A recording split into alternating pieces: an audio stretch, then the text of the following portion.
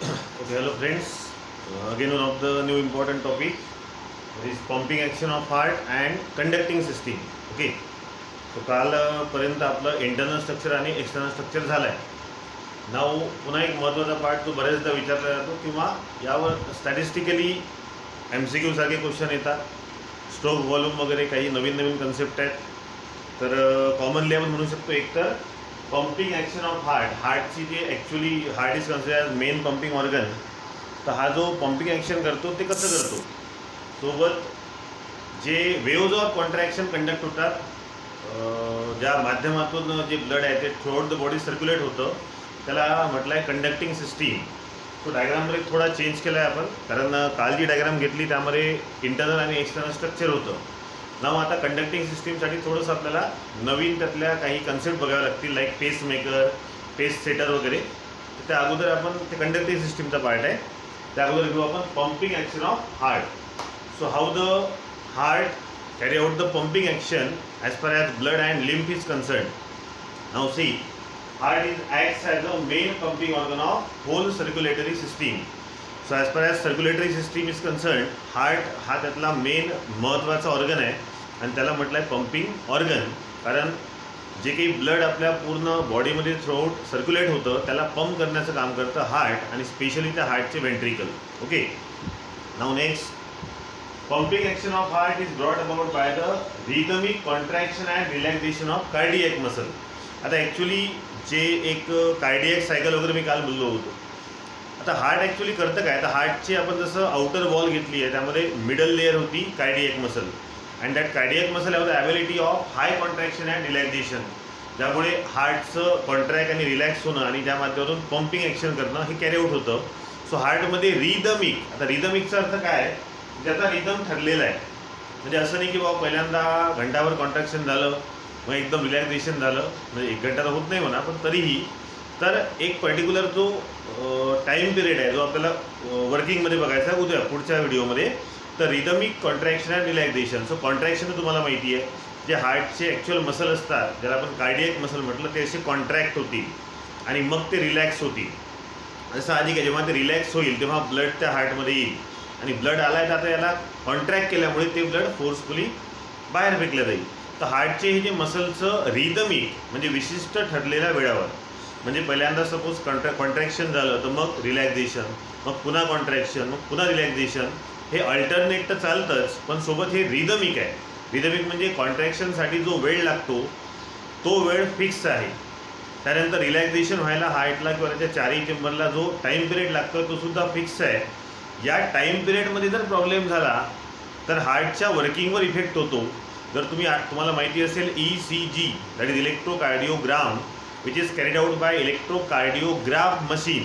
तर त्यामध्ये ॲक्च्युली हेच पाहतात, ते तुम्हाला माहिती आहे असं असं असं असं खालीवर होते, ते आपल्याला पुढे आहे ECG आला आहे.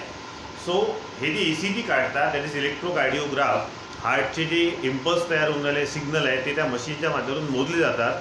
तर त्यामुळे तुम्हाला माहिती आहे ॲक्च्युली काय मोजतात, त्यामध्ये हेच मोजलं जातं की हार्ट हे जे कॉन्ट्रॅक्शन किंवा रिलॅक्सेशन करतो आहे याचा जो टाईम पिरियड आहे तो कुठंतरी चेंज झाला आहे का. कारण हा टाईम पिरियड जरी सेकंदमध्ये असला, 0.1 सेकंद, 0.3 सेकंद, पुढे बघू आपण कार्डियक सायकलमध्ये, तरीही जर याच्यामध्ये प्रॉब्लेम झाला, हा जर याचा जर रिदम चुकला तर हार्टमध्ये किंवा हार्टच्या वर्किंगमध्ये कुठेतरी प्रॉब्लेम आला आहे हे डॉक्टर लोक ओळखतात, किंवा आपल्याला थोडंफार ECG कळते, पण हे सगळं झाल्यावर.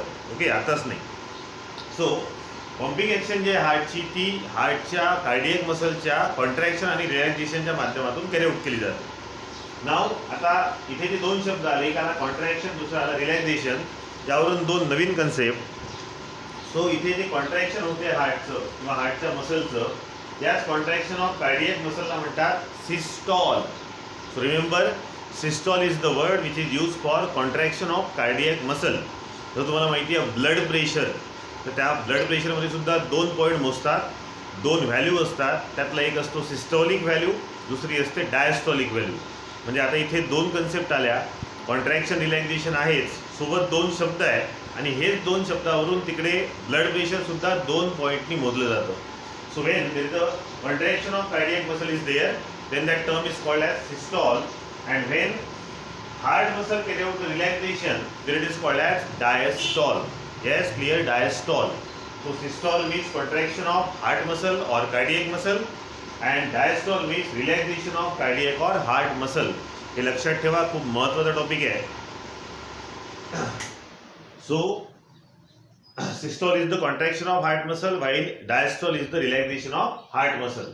आता या दोन कन्सेप्ट वरून हार्ट बीट ही नवीन कन्सेप्ट. आपल्यामध्ये हार्ट आपलं बीट करत राहते, मोजतो वगैरे आपण, दिल की धडकन धडधड होत राहते ना. तर one heartbeat is nothing but the one systole plus one diastole. म्हणजे जेव्हा हार्टच्या कार्डियक मसलचं एकदा कॉन्ट्रॅक्शन होईल प्लस एकदा रिलॅक्सेशन होईल, दोन्ही जर एकदा होत असेल तर त्या दोनच्या माध्यमातूनच काय बनतं तर one heartbeat. So single heartbeat of any person is nothing but the combination of one systole and one diastole. आता हार्टबीट जे होतं ते पर मिनिट जर आपण मोजलं तर ते असते 70 टाइम्स पर मिनिट. तुम्ही जे आपलं रिस्ट रेडियल आर्टरी आहे, रिस्टवर असणारी रेडियल आर्टरी, इथून सुद्धा मोजू शकता. डॉक्टर लोक मोजतात, टायमिंग पाहतात, तर ते सगळं म्हणजे एक मिनिट नाही मोजत, त्यांना तो सवय झाली आहे. ते हाफ मिनिट किंवा त्याच्यापेक्षा 1/4 टायमिंगमध्ये अंदाज काढतात. So actually in 1 minute heart beats approximately 70 times. म्हणजे नॉर्मल हेल्दी पर्सन असेल तर एका मिनिटामध्ये तसेच 72 होतं, पण 70पर्यंत त्यांनी आणलं आहे. सो 70 to 72 अप्रॉक्सिमेट हार्टबीट व्हायला पाहिजे. आणि जर हे होत असेल किंवा हे कमी जास्त जरी असेल त्यालाच म्हणतात heart rate. So normal heart rate of any healthy person is yes 70 to 70 TO2 to 72, 70 ते 72 heartbeat per minute. That is a normal heart rate. आता स्ट्रोक व्हॉल्यूम काय आहे? जसं मी बोललो आहे की हार्टमध्ये आता ब्लड आला आहे आणि हे जे व्हेंट्रिकल आहे हे कॉन्ट्रॅक्ट होतील आणि मग फोर्सफुली ब्लड बाहेर फेकलं, बाहेर म्हणजे बॉडीच्या बाहेर नाही. तर तुम्हाला माहिती असेल तसं राईट व्हेंट्रिकलमधून जाईल कुठे तर लंग्समध्ये आणि लेफ्ट व्हेंट्रिकलमधून एओर्टामध्ये. तर हे जे ब्लड फोर्सफुली डिस्ट्रीब्यूट होतं तर त्याचा जो व्हॉल्यूम आहे त्याला म्हणतात stroke volume. So actually stroke volume is the blood pump by ventricle during each heartbeat. प्रत्येक हार्टबीटच्या वेळेला व्हेंट्रिकलच्या माध्यमातून जे ब्लड पंप केलं चाललं आहे, जसं राईट व्हेंट्रिकलमधून कुठे लंग्समध्ये अँड लेफ्ट व्हेंट्रिकलमधलं oxidated blood into the aorta and throughout the body. So blood pump by the ventricle during each heartbeat is approximately 70 ml. फक्त 70 ml एका वेळेला, म्हणजे एका हार्टबीटच्या वेळेला जे दोन्ही व्हेंट्रिकल आहेत ते 70 ml ब्लड फोर्सफुली पंप करतात. आता तुम्हाला माहिती आहे 70 ml वन हार्टबीट असे किती होऊन राहिले का म्हणतात 70. So 70 ml into 70 time, so it approximate get the 5040 ml. म्हणजे जवळपास 5 लिटर जे ब्लड आहे, कारण 5040 ml म्हणजे अप्रॉक्सिमेट 5 लिटर पर मिनिटाला आपल्या हार्टमधून ब्लड फोर्सफुली पंप केलं जातं. आणि तसे आपल्या बॉडीमध्ये आपण म्हटलं आहे की अप्रॉक्सिमेट 6 to 7 लिटर असते. तर आता हा जो अप्रॉक्सिमेशन आहे ते असं काढलं आहे. सो एका मिनिटामध्ये आपल्या बॉडीमधलं टोटल ब्लड हे पंप केलं जातं. पण यातला काही पार्ट ऑक्सिजनेटेड आहे, काही डिऑक्सिजनेटेड. क्लिअर? आणि यालाच म्हणतात cardiac output. So total blood pump by the heart, yes, total blood pump by the heart during 1 minute is called as cardiac output. So हे होतं एक रेफरन्स पॉईंट की पंपिंग कसं चालतं, सिस्टॉल डायस्टॉल काय होतं. त्यानंतर आता न्यू टॉपिक स्टार्ट होतं, that is the conducting system of heart. आता कंडक्टिंग सिस्टीमसाठी पहिल्यांदा आपल्याला डायग्राम घ्यावी लागेल. तो डायग्राम कालच्यासारखीच आहे. काल जसे आपण 4 वगैरे चेंबर घेतले पुन्हा तेच बघायचं आहे. साईड ही तशीच लक्षात ठेवायची. आपली लेफ्ट म्हणजे हार्टची right. Clear? So here right atrium is there, त्याच्या खाली राईट व्हेंट्रिकल आहे, इकडे left atrium, now here left ventricle. आता थोडं नवीन लक्षात घ्या, या कंडक्टिंग सिस्टीमसाठी नवीन काही शब्द आहेत. तर पहिला मुद्दा, जसं तुम्हाला आठवत असेल की राईट ॲट्रियममध्ये 3 ट्यूब ओपन झाले होते. वन इज सुपिरियर व्हेना कावा, एक इकडे होता इन्फेरियर व्हेना कावा आणि तिसरा होता करोनरी सायनस. आता कंडक्टिंग सिस्टीममध्ये जे आपलं महत्त्वाचं आहे तो आहे सुपिरियर व्हेना कावा. तर जेव्हा हा सुपिरियर व्हेना कावा राईट ॲट्रियममध्ये जिथे ओपन होतोय बाहेर, yes, it is a opening of superior vena कावा. ज्या ठिकाणी सुपिरियर व्हेना कावा एंट्री करतो हार्टच्या राईट ॲट्रियममध्ये, त्याच जागेला म्हणतात पेसमेकर. काय वर्ड आहे? Pacemaker. What is pacemaker? Pacemaker have the ability to generate waves of contraction. तुम्हाला वाटते ना की हार्ट आता पंप करते, ब्लड फोर्सफुली पुश करते, तर त्यासाठी कुठेतरी कॉन्ट्रॅक्शनच्या वेव्ज यायला पाहिजे. वेव्ज म्हणजे एनर्जी, वर्क डन असेल, हे सुद्धा एक प्रकारचं वर्क डन आहे. सो विदाऊट एनर्जी काम होत नाही आणि म्हणून इथे कुठेतरी वेव्ज ऑफ कॉन्ट्रॅक्शन जनरेट कराव्या लागतील. So it is a space, it is a site where the waves of contraction is generated and that site, ती जागा म्हणजे स्पेस मेकर, त्याला एक स्पेशल नाव आहे, is called as SA node. SA node, sino auricular node किंवा sino atrial node. कारण ॲट्रिया आहे याला म्हणतात SA node. Yes, sino auricular और sino atrial node, it is called as pacemaker. Clear. आता बघा इथे एक नवीन डायग्राम आपण काढली. इथे जसं दोन शेपटीचा साप समजा. ओके, इथे सापाचं तोंड आहे, जे जस्ट राईट ॲट्रियम आणि राईट व्हेंट्रिकलचा इथं जो ट्रायकस्पिड वॉल होता की नाही, जस्ट त्याच्या साईडला असतो. ते सापाचं तोंड समजा. ओके, तर याला या जागेला म्हणतात. आता वेव्स काय होतील, तर वेव्स आहे इथून तयार होतील आणि अशा जनरेट होतील अशा. म्हणजे इकडे खाली व्हेंट्रिकलला जातात आणि इथे या सापाच्या तोंडावर त्या वेव्ह जातात. आता हे जे सापाचं तोंड याला म्हणायचं AV नोड. आता AV नोड का म्हटलं तर ऍक्च्युअली याचं जे लोकेशन आहे ते दोन्ही ॲट्रिया आणि दोन्ही व्हेंट्रिकलच्या सेंटर पॉइंटला आहे, जिथे दोन्ही ॲट्रिया आणि दोन्ही व्हेंट्रिकल बिलकुल क्रॉस करतील. हे इकडचं एक ॲट्रिया, इकडचं एक ॲट्रिया, खालचे व्हेंट्रिकल, जो सेंट्रल पॉइंट येईल, middle point, that is called as yes. दोन्ही ॲट्रिया आणि दोन्ही व्हेंट्रिकल मिक्स होऊन राहिले म्हणून त्याला म्हणतात AV नोड. म्हणजे ॲट्रिया, व्हेंट्रिकल्स, कारण इथं दोन्ही ॲट्रिया आणि दोन्ही व्हेंट्रिकल एकाच पॉइंटला येत आहेत. So called as AV node, that is atrio ventricular node. Clear. That is sino auricular node. त्यानंतर लगेच येतो AV नोड. त्यानंतर हा जो साप आहे त्याची शेपटी आता कंटिन्यू झाली, जी कंबाईन आहे, सिंगल शेपटी आहे इथे. हे बघा, याला म्हणायचं bundle of his. Yes, it is called as bundle of His. आता जी शेपटी आहे ती अशी दोन शेपटीचा साप म्हटलं मी, दोन साईडला याच्या ब्रांचेस होतात. एक आहे इथे right bundle of His branch आणि एक आहे left bundle of His branch. Bundle of His, आता हिस म्हणजे तसंही म्हणता येईल. ते आहे तोंड आहे त्याचा आणि इथून जे सापाची शेपटी आहे एवढी, ही सिंगल आहे, त्याला म्हणायचं बंडल ऑफ हिस. जेव्हा त्या दोन होतील तर त्या दोन झाल्यानंतर म्हणतात लेफ्ट, एक लेफ्ट साईडला एक राईट साईडला आहे. So left bundle of His branch and right bundle of His branch. त्यानंतर या दोन्ही शेपट्या इकडे पाहतात दोन्ही व्हेंट्रिकलवर पसरल्या आणि त्या रूट्स सारख्या खूप स्मॉल असे जे रूट्स असतात प्लांटचे, त्या पद्धतीने ते पसरतात, दोन्ही व्हेंट्रिकलवर कव्हर करतात. त्याला म्हणायचं पर्किंज फायबर. ओके, सो हे नवीन 4-5 नावं. SA node, that is yes actually opening of superior vena कावा, सायनो ऑरिक्युलर नोड. त्यानंतर सापाचं तोंड, माउथ ऑफ दॅट स्नेक, लक्षात ठेवायचं AV नोड. त्यानंतर मग त्याची कॉमन सिंगल असणारी शेपटी म्हणजे बंडल ऑफ हिस. मग त्याच्या शेपटीचे दोन पार्ट झाले, पण सध्या ते आहे कुठं तर इंटरव्हेंट्रिक्युलर सेप्टमवर, अजून पसरले नाही आहेत, पण दोन झाले. तर right and left bundle of His branch. त्यानंतर जे पसरले आणि रूट लाईक स्ट्रक्चरमध्ये कन्वर्ट झाले, जे तुम्हाला ब्ल्यू कलरमध्ये दिसत आहेत, जे थ्रू आउट द दोन्ही व्हेंट्रिकलवर क्लिअर कट स्प्रेड झाले आहेत, that is called as Purkinje fibre. Okay, so आता होतं कसं हे तर ओव्हरऑल सांगतो, नंतर आपण वाचून घेऊ जे आहे काय. सगळ्यात पहिल्यांदा आता साहजिक आहे, हे सगळं कॅरी आउट होतं ब्रेनच्या माध्यमातून.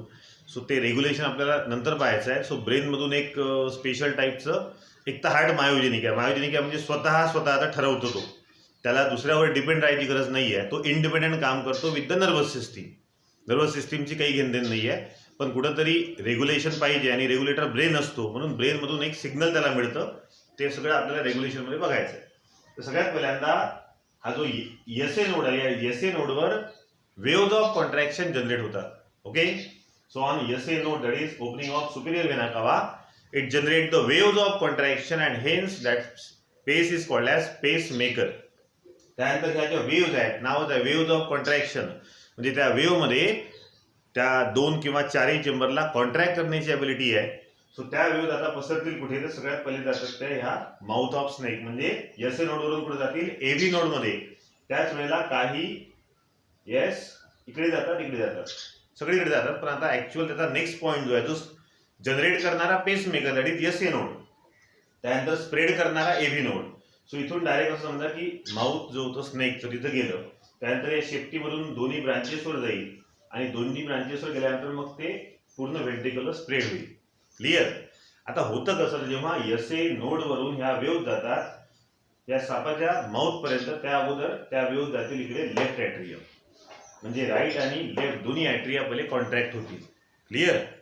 त्यानंतर आता हे कॉन्ट्रॅक्ट झाल्या म्हणजे इथं ब्लड आलाय सपोज, ते ब्लड कॉन्ट्रॅक्ट झाल्यामुळे खाली फेकलं जाईल.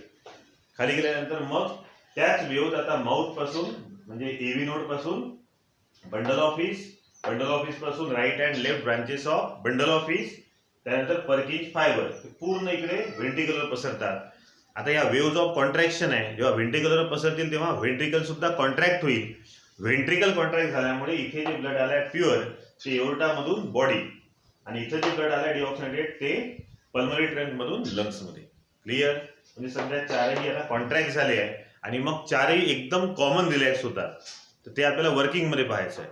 सो या पद्धतीनं वेव्हज ऑफ कॉन्ट्रॅक्शन ह्या एका ठिकाणी जनरेट होतील तर थ्रू आउट द हार्ट आणि त्याच्या मसलवर पसरतात. Now see that point. So heart is a myogenic heart. Human हार्टला मायोजेनिक म्हणतात कारण सांगितलं आहे की तो इंडिपेंडेंटली काम करतो. तसं आपल्या बॉडीमध्ये जे सिग्नल ट्रान्सफरचं काम दिलं आहे ते दिलं आहे नर्वस सिस्टीम जवळ. आता इथे सुद्धा वेव्हज ऑफ कॉन्ट्रॅक्शन म्हणजे नर्वस सिस्टीम सारखं सिग्नल ट्रान्सफर करण्यात आहे, परंतु हे काम विदाऊट नर्वस सिस्टीमचं इंटिग्रेशन करता हार्ट स्वतः करतोय. So what is the meaning of myogenic heart? Independent as म्हणजे heart is human heart is independent as it generate the cardiac contraction its own. म्हणजे इथे तो कोणत्याही नर्वस सिस्टीमची हेल्प घेत नाही, स्वतः ते करतोय, म्हणून त्याला म्हटलंय myogenic heart. Now that heart wall and heart actually muscle that is specially cardiac muscle shows the autorhythmicity by its own muscle. Autorhythmicity, auto म्हणजे सेल्फ स्वतः तयार करणं आणि रिदमिसिटी म्हणजे रिदमिक कॉन्ट्रॅक्शन किंवा रिदमिक रिलॅक्सेशन करणं, त्याला म्हटलंय autorhythmicity by its own muscle that is cardiac muscle. Now see या सगळ्या ऑटोरिदमिसिटी मेंटेन करण्यासाठी हार्टमध्ये काही स्पेशल प्रकारचे नोडल टिश्यूज आले आहेत. तेच आता जे नाव घेतले त्या नोडल टिश्यू मध्ये सगळ्यात पहिले येतो SA नोड, म्हणजे तिथे नोडल ते टिश्यू आहेत म्हणून त्याला नोड म्हटलंय. So SA node that is sino atrial node किंवा सायनो ऑरिक्युलर नोड. दुसरं येतं AV node that is atrio ventricular node. इथे ॲट्रिया आणि व्हेंट्रिकलचं कॉमन जॉईनिंग कनेक्शन आलं, so called as atrio ventricular node. त्यानंतर आहे बंडल ऑफ हिस म्हणजे कॉमन सिंगल शिफ्टी जे म्हटलं होतं आपण. त्यानंतर त्याचे पुन्हा left and right branches of bundle of His, and when it is spread over the two ventricle then it is called as Purkinje fiber. So असे चार टिश्यू आहेत किंवा नोडल टिश्यू. नाउ सी आता हे ओव्हरऑल जे सांगितलं कसं होतं ते. Now SA node acts as a pacemaker. आता पेसमेकर म्हणजे काय सांगितलंय, that pacemaker means it has a power of generation of new wave of contraction. म्हणजे जे आता कार्डियक सायकल चालते प्रत्येक नवीन सायकलसाठी तो नवीन पद्धतीनं पुन्हा नव्यादा वारंवार नवीन न्यू जे आपण म्हणतो ते वेव्हज ऑफ कॉन्ट्रॅक्शन तो जनरेट करत असतो. ती पॉवर ज्या ठिकाणी आली आहे that is the SA node or opening of superior vena cava. So hence SA node is acts as a pacemaker. Pacemaker त्याला म्हणतात ज्यामध्ये काहीतरी वेव्हज ऑफ कॉन्ट्रॅक्शन किंवा कोणतीही वेव्हज जनरेट करण्याची ॲबिलिटी आहे. So SA node is called as pacemaker. Now आता एकदा SA नोडवर त्या वेव्हज ऑफ कॉन्ट्रॅक्शन जनरेट झाल्या की त्या कुठं पसरतात. SA node passes that waves of contraction to left ventricle. हे इकडे इकडून असं जाते, ऍक्च्युअली ते पहिले लेफ्ट ॲट्रियम जाते मग लेफ्ट व्हेंट्रिकल जाते. And AV node that is pace setter. AV node म्हणजे आपलं माउथ. इथून तो त्या सगळ्या वेव्हज ऑफ कॉन्ट्रॅक्शनला सेट करते आणि ते कुठे पाठवायचे ते ठरवतं. सो कॉल्ड ॲज पेस सेटर. ओके. नाव पुढचा मुद्दा. आता SA नोड वरून कुठे गेलं AV नोड आणि left ventricle. So AV node continue करू आपण. Now AV node that wave of contraction from AV node now pass to the bundle of His. Bundle of His ला तवारा सुद्धा एक नाव आहे. Okay. So waves of contraction pass from AV node to bundle of His and then bundle of His मधून pass through the IVS that is interventricular septum.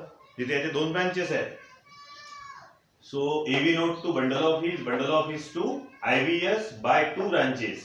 Now that branches network which is spread over the both ventricles is called as Purkinje fiber, and Purkinje fiber finally spread the contraction wave in the both ventricle causes the ventricular contraction. So या पद्धतीने चालतं. म्हणजे पहा आता normally काय होईल पुन्हा एकदा शॉर्ट मध्ये घेऊ. असं समजा की दोन्ही ॲट्रियम मध्ये रिस्पेक्टिव्ह ब्लड आलाय. जसं राईट ॲट्रियम मध्ये डीऑक्सिजनेटेड तर लेफ्ट ॲट्रियम मध्ये ऑक्सिजनेटेड आलं. ते ब्लड आल्याबरोबर इथे वेव्ह ऑफ कॉन्ट्रॅक्शन जनरेट होईल. त्यामुळे ह्या दोन्ही ॲट्रियाचं कॉन्ट्रॅक्शन होईल. कॉन्ट्रॅक्शन झाल्यामुळे तिथे जे ब्लड आलाय म्हणजे oxygenated from left atrium is release into left ventricle and deoxidated from right atrium release into right ventricle. गेलं ब्लड खाली. आता वेव्ह ऑफ कॉन्ट्रॅक्शन इथून हे असं पूर्ण व्हेंट्रिकलवर स्प्रेड होईल. क्लिअर. स्प्रेड झाल्याबरोबर आता वेव्ह ऑफ कॉन्ट्रॅक्शन आहे त्यामुळे दोन्ही व्हेंट्रिकलचं कॉन्ट्रॅक्शन होईल. So oxygenated blood from left ventricle forcefully push into aorta and pass throughout the body. At the same time, simultaneously सोबत होतं सगळं, थांबत नाही कुणी. At the same time, deoxygenated blood from right ventricle is forcefully pushed into pulmonary trunk and pass towards the lungs for purification. झालं हे म्हणजे चौघांचे contraction झालं. आता पुन्हा चौघे रिलॅक्स होतील. चौघं रिलॅक्स झाले म्हणजे एकदा कॉन्ट्रॅक्शन एकदा रिलॅक्सेशन झालं. So one cardiac cycle is complete. एकदा रिलॅक्स झाले की रिलॅक्स झाल्याबरोबर पुन्हा या दोन्ही ॲट्रियामध्ये ते रिस्पेक्टिव्ह ब्लड येईल. पुन्हा नवीन वेव्ह ऑफ कॉन्ट्रॅक्शन जनरेट केल्या जाईल. पुन्हा दोन्ही ॲट्रिया कॉन्ट्रॅक्ट होतील. ब्लड व्हेंट्रिकलमध्ये येईल. मग ते पुन्हा वेव्ह ऑफ कॉन्ट्रॅक्शन व्हेंट्रिकलला पोहोचतील. पुन्हा वेव्ह ऑफ कॉन्ट्रॅक्शन पोहोचल्यामुळे व्हेंट्रिकल कॉन्ट्रॅक्ट होतील आणि ते ब्लड पुन्हा फोर्सफुली त्याच्या रिस्पेक्टिव्ह डायरेक्शन आणि पार्टमध्ये टाकलं जाईल. So that is about the conducting system of heart which is normally carried out by autorhythmicity mechanism. Heart myogenic in nature, so it means without involvement of nervous system, heart carried out its own conducting mechanism of blood or circulatory mechanism of blood. So that is about very important 2 points. एक तर pumping action आणि दुसरं घेतलं आपण yes conducting system. आता actual working mechanism जो राहिला आहे सिस्टॉल डायस्टॉल हे पुन्हा आपल्याला उद्या बघायचं आहे. Now it is in the next video.